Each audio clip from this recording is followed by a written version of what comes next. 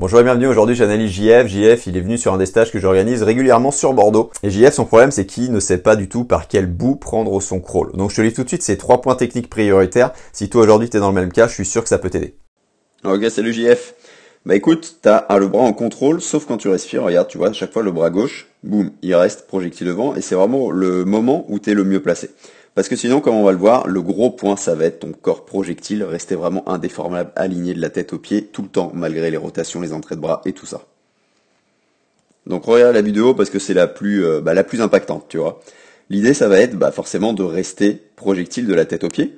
Donc là, c'est normal que les jambes bougent, mais à ce point-là, pas forcément. Regarde, ce qui se passe, tu vois, c'est que tu as pris appui là, un peu comme un ciseau de brasse, et qu'il va falloir vraiment chercher en fait à garder les pointes de pied en extension, pointes de pied vers l'intérieur, pour prendre appui sur l'eau et tourner beaucoup plus facilement en envoyant beaucoup plus les bras en avant, sans que ça perturbe un peu, tu vois, au niveau du bassin, parce que là, tu vois, ça passe, t'appuies, boum, ça part un peu à droite, ça part un peu à gauche, ça se balade un peu, et le fait, forcément de faire le ciseau de brasse, ça met encore plus à mal en fait l'alignement en fait au niveau du bassin. Donc vu qu'à certains moments tu arrives à rester aligné, c'est déjà, tu vois, un bon point, mais on va chercher vraiment à garder cet alignement, à t'auto-grandir, d'accord, à t'immerger, on va vraiment balayer tous les points finalement là du corps projectile pour jusqu'au point de pied, donc qui est l'autograndissement finalement, pour que ça soit plus simple pour toi de rester aligné de la tête aux pieds et qu'il y ait moins de résistance tout simplement à l'avancement, que ce soit plus facile.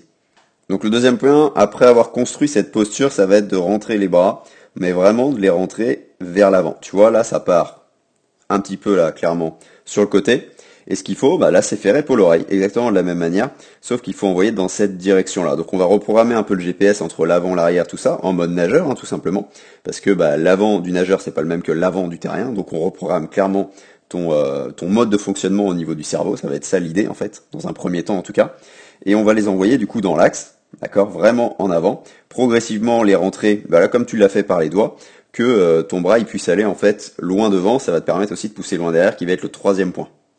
Mais avant, on va aussi se concentrer sur le retour. Tu vois, je te parlais d'entrée de bras. Le retour des bras, l'idée c'est vraiment que tu aies cette sensation que ton bras il soit envoyé en avant et que ce soit pas juste, tu vois, là il est monté un peu en haut et après il est revenu, que ça soit vraiment de la cuisse en direction du coup de ton autre oreille pour que le bras rentre dans l'axe.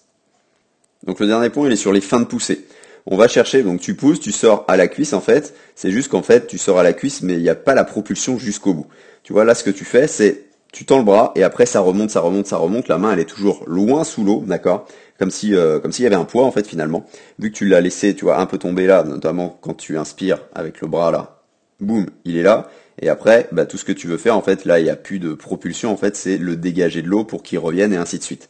Donc ce qu'on va chercher à faire, ça va vraiment être de garder ça jusqu'à ce que le bras vienne toucher le buste, d'accord? Donc là, tu le fais, mais par contre après, je veux voir une extension, d'accord? Une extension et pas juste je dégage mon épaule, je dégage mon coude, je dégage ma main, ok? Être propulsif jusqu'au bout, d'accord? Tout en expirant un peu plus fortement, d'accord? On va jouer là-dessus pour pas souffler en fait n'importe quand, d'accord? L'idée c'est vraiment de pas souffler là en continu quand on veut accélérer un peu plus l'eau, d'accord? Dans un premier temps, c'est bien de souffler en continu, mais ensuite, il faut passer au niveau suivant, qui va être d'expirer plus fortement sur cette fin de poussée, pour rendre l'eau un peu plus dure à ce niveau-là, et que tu aies plus le temps de glisser, notamment là, quand tu inspires, et que le bras il tombe encore moins.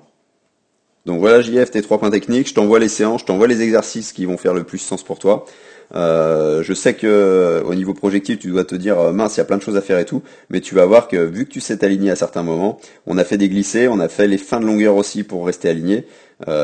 Focus-toi tranquillement. On va bosser aussi la mobilité, que ce soit sur les chevilles, sur les épaules, pour que ce soit encore plus facile pour toi. Et tu vas voir que ça va rouler tout seul, quoi, tout simplement. Si toi aussi tu cherches un crawl vraiment plus en glisse avec un exercice que recommandent les milliers de triathlètes qui l'utilisent en ce moment, l'exercice de la paume magique, je te mets le lien en description, lien vers une semaine d'entraînement offerte avec 3 exercices en vidéo dont la paume magique. Je te laisse découvrir tout ça et je te dis à très vite.